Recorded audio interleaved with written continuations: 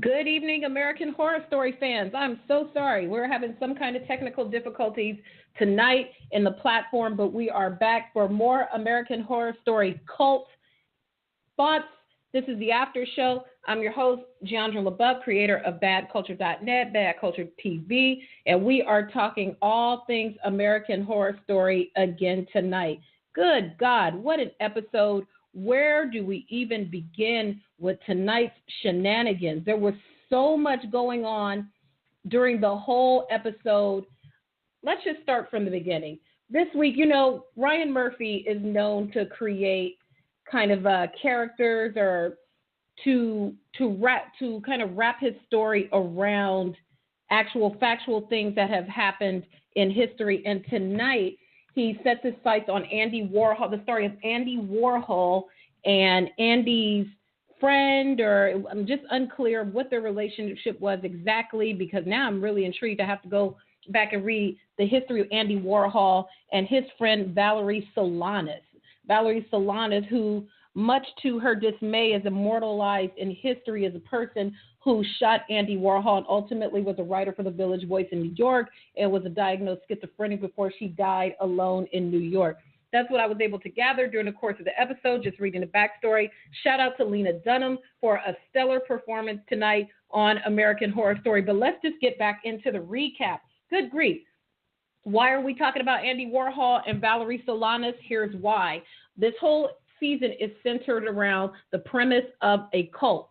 And so now we see some early beginnings of a female-led cult, which was led by Valerie Solanas, who ultimately says that her people, I don't know if this was a little bit of artistic freedom by Ryan Murphy. I'll have to read more into it, or what if she and her followers who wanted to claim absolute dominion over men, to call them kind of feminists, is maybe a little bit of diminutizing exactly what they did. They were like super duper uber feminists on steroids. They wanted to kill all the men on planet Earth except gay men, and it looks like that's exactly what they set out to accomplish, but never quite got their mission off the foot. They did kill some people, but not all the men on Earth, but they did kill a lot of them. So we flash back to the story of Andy Warhol and Valerie Solanas, because as the episode opens, Beverly, our newscaster, is a little bit upset because she goes to visit Kai,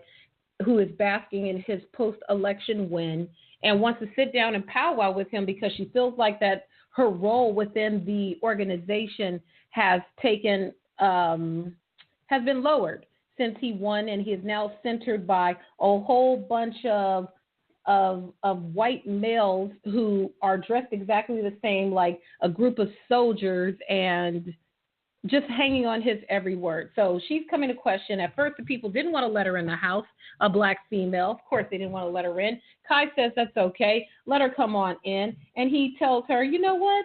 Maybe it's time for you to sit back and chill a little bit, which is exactly what our mystery woman who visits Valerie after that, to tell her that the men are doing exactly what men always do. They need women to bring them to the river, but they take the drink and keep all the water for themselves. So Valerie is feeling a little bit some kind of way that she's not feeling valued by Kai anymore or seen as his equal. Sorry, Omarosa, looks like your popularity took a dive.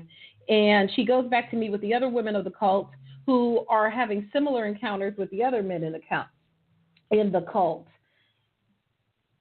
In this new post-election win for Kai, they now meet in the basement of his family home, and they don't allow any women into these meetings, and they feel some kind of way about it, as they should, because they helped Kai get to this point all along, but nothing for them except for them to sit back and wait and be a woman's role. So then from there, as we see Beverly kind of questioning what her position is in the cult, then we see another flashback to the Valerie story, where she claims that she wants to murder all men, and she's addressing a group of women, a bisexual, a pimp, two gay dudes, anybody who fits into her turd belief system, or her turd tenets, if you will.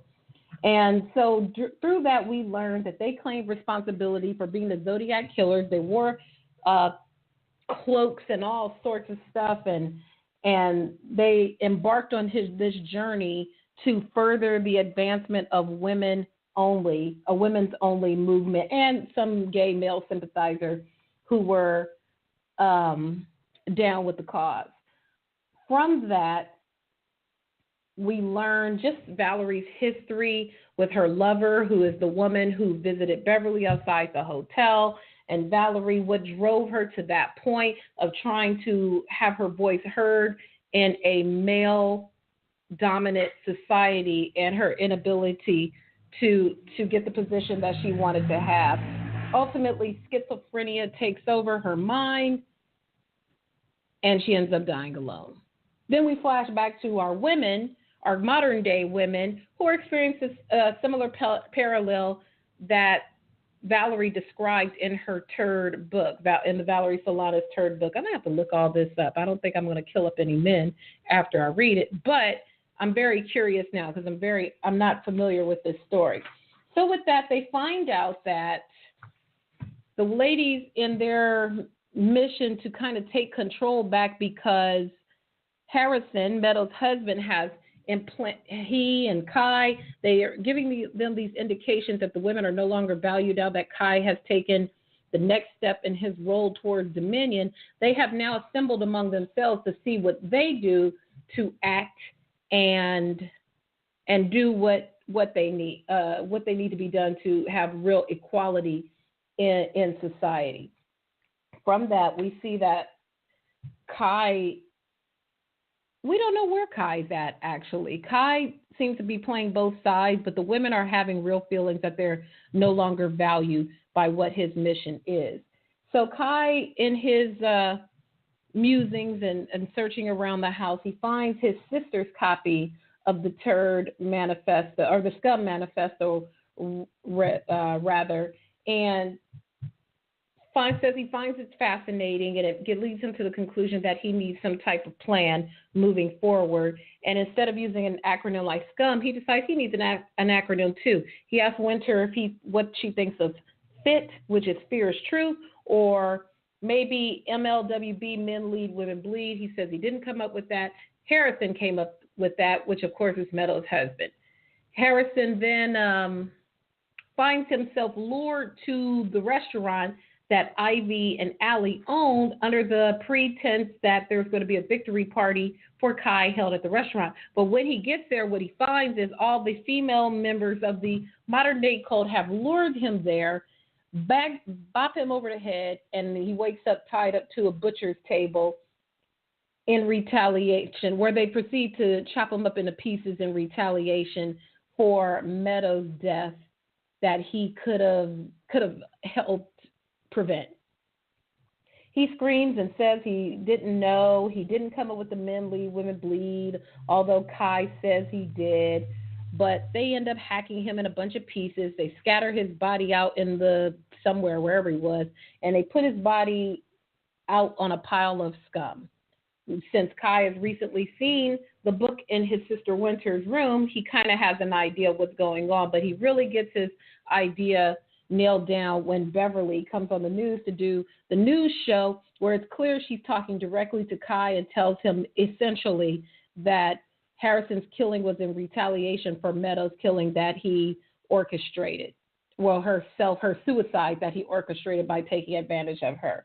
Let me say, if I sound scattered tonight, this story tonight was just a whole lot, and it went in a whole nother direction that I was not expecting, and it just seems so all over the place. I'm trying to hang in here and do the recap show every week, but American Horror Story Cult is just all over the place for me. I feel like I need to go back and I need to study. It might be a little over my head, but I'm going to stick with it until the end. I get the message where you have two conflicting factions, where you have a feminist or women who want to be treated equal and in superior in some cases, and then you have men who want to have complete autonomy and they want to possess all leadership and dominion over the rest of the world, and the women don't want to let it happen. And so you have these two conflicting sides. But what was the craziest thing about this episode is we get to the end and we find out that the cloaked woman, I don't know what her name is in the show. I remember her from the previous seasons, but if they said her name during the show, I probably missed it because I was just so overwhelmed by all of the story, the flash forward, the flashback, the Andy Warhol piece. It was just so much to digest. Maybe I need to rewatch it again. But we find out that the cloaked woman and Kai are in collusion, and they are doing these things to stir the pot and get everyone moving in a direction that incites fear and dominion and just all these things they're trying to accomplish, just kind of turning the world on its end. I don't know, y'all. I don't know about this episode. It just seems so out of place.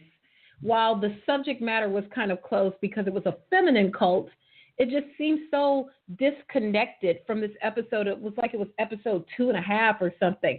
I don't know. I wasn't feeling it, but I'm sticking with it and I'm watching it. And you know that coupled with the technical difficulties I'm having tonight, maybe that's why I feel so disconnected to the episode. But I'm here. I'm talking about it. I'm sure you guys are talking about it too, but it was just a whole lot to digest tonight. And you know what? That's all I got. It's going to be a short one tonight because I feel like I need to go back to the history books and study. I had Wikipedia open. I know Wikipedia is not a reliable source, but I just wanted to get the footnotes of what the story was with Valerie Solanas, with Andy Warhol, and I just needed some of that backstory so I could at least articulate my thoughts a little bit better in this after show. But that's what I got for tonight. I'll be back next week to rock with you. And hopefully we'll get back on track because I don't know. I wasn't feeling this episode tonight. Let me know what you think. Drop me a message on Twitter at Jeandra LeBeauf. Send me an email, thebadculture@gmail.com, and let's talk about tonight's episode. That's all I got. Thank you for listening, and good night.